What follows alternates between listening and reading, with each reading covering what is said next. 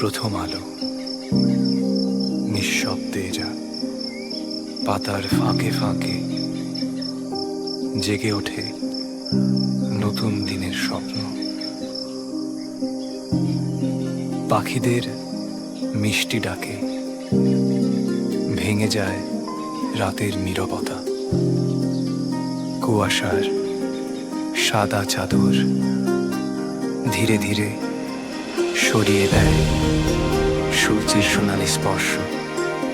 সময় নদীর মৃদু কলতান, পাতার ফিসফিসানি আর পাখিদের গান।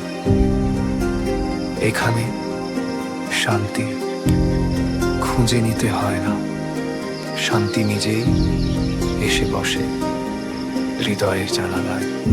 স্বাগতম হলং-ইকো ভিলেজ রিসোর্টে, যেখানে প্রতিটি সূর্যোদয় প্রকৃতির লেখা এক নতুন কবিতা।